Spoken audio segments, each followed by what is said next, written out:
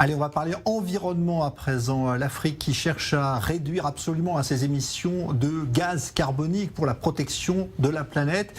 Et cela passe notamment par un changement dans les mentalités pour ce qui est de la cuisson traditionnelle utilisée en Afrique. Explication, Hugo Babé. Remplacer des fours pour sauver la planète, c'est le défi ambitieux que doit relever l'Afrique. La majeure partie de sa population cuisine les aliments sur des feux ouverts en utilisant des combustibles comme le bois, le charbon ou les excréments d'animaux. Problème, ce mode de cuisson traditionnel dégage du méthane et du CO2, de puissants gaz à effet de serre. La combustion du bois est notamment responsable d'environ 2% des émissions mondiales. L'élimination progressive des fours traditionnels pourrait ainsi refroidir la température de surface de la planète d'environ 0,08 degrés d'ici 2050. Cette économie semble faible, mais elle est loin d'être insignifiante. Cette baisse de la température représente l'équivalent d'une décennie de réchauffement climatique au rythme actuel. La combustion a également des effets sur la santé publique. L'Organisation mondiale de la santé déclare que chaque année, près de 500 000 décès prématurés d'adultes sont causés par les émissions des fours résidentiels. L'amélioration de la qualité de l'air par l'élimination des fours traditionnels pourrait prévenir environ 22,5 millions de décès prématurés entre 2000 et 2100, soit environ la population de l'Australie.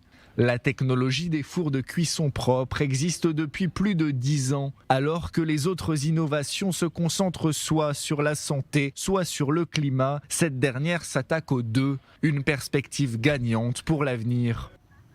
Alors, pour en parler, j'accueille dans ce studio Raphaël Khalifa. Bonjour à vous. Bonjour Jean-Charles. Vous êtes le fondateur de Tembo. C'est une société qui est spécialisée dans les énergies renouvelables, qui est basée en Afrique, mais qui utilise, et c'est ça que vous allez nous raconter, de la technologie israélienne, notamment pour changer la manière de cuire les aliments. Ce qu'on a vu dans le sujet, qu'est-ce que vous leur avez apporté, vous, et au Malawi, c'est le premier pays qui utilise ça. C'est le premier pays, oui, effectivement. Bonjour Jean-Charles. Donc oui, Tembo a démarré en Afrique il y a 10 ans.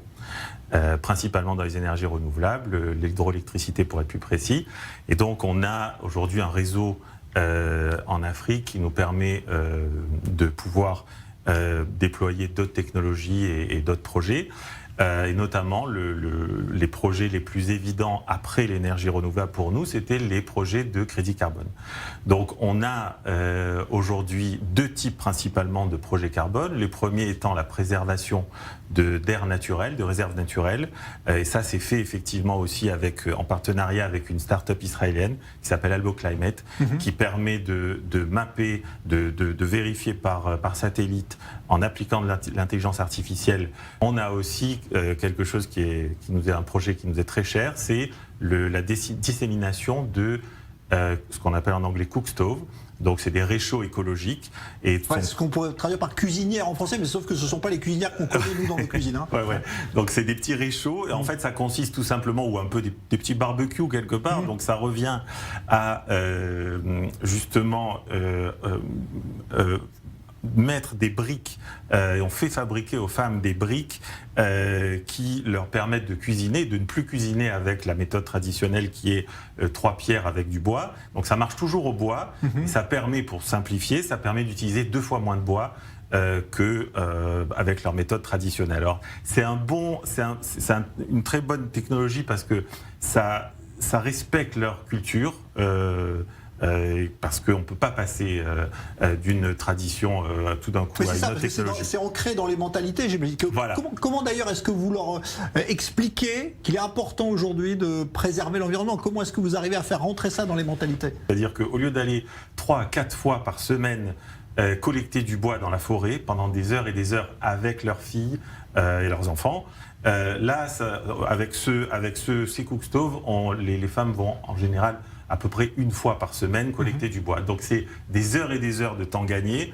Elles savent très bien aussi les dangers que ces feux comportent pour leurs enfants, le fait de risquer de se brûler, etc. Donc là c'est beaucoup plus sécurisé en plus. Bien sûr, ouais, c'est beaucoup plus sécurisé, ça permet d'éviter tous les accidents avec les enfants. Il faut savoir qu'avec cette méthode, la méthode traditionnelle de cuisiner, il y a à peu près un demi-million de morts en Afrique par an. Donc, cette technologie, elle est faite pour justement adresser ce problème de façon très concrète. Ouais. Et réduire aussi donc la pollution, parce que ces fours traditionnels, eux, ils sont générateurs évidemment d'énormément de pollution, c'est ce que vous avez constaté. Exactement. Aussi. Donc, d'une part, on réduit la déforestation par 2, et d'autre part, c'est tout simple, c'est qu'en brûlant moins de bois, on émet moins de CO2, de méthane et de gaz carbonique, donc de monoxyde de carbone. Donc le monoxyde de carbone, c'est ce qui empoisonne les gens concrètement. Le CO2, c'est ce qui effectivement participe à tous les effets négatifs qu'on connaît aujourd'hui. Et c'est justement avec ça, en montrant ça de façon très concrète, qu'on peut générer des crédits carbone qu'on vend après à des sociétés. Juste un mot pour terminer, ça a commencé au Malawi, mais j'imagine que l'objectif c'est de l'étendre à d'autres pays d'Afrique. Oui, tout à fait. Donc on va l'étendre maintenant aux pays qui sont voisins du Malawi, donc Zambie, Tanzanie, Mozambique, et de l'autre côté de l'Afrique, plutôt au côté ouest, Nigeria, Togo, Bénin, Côte d'Ivoire, peut-être Cameroun aussi. Merci en tout cas d'être venu nous présenter. Vous reviendrez parce que vous avez d'autres projets, je sais, dans toute l'Afrique, la préservation de l'environnement. Raphaël Khalifa, fondateur de Tambo, donc société africaine mais qui utilise cette technologie israélienne. Merci à vous. Merci à vous, Jean-Charles.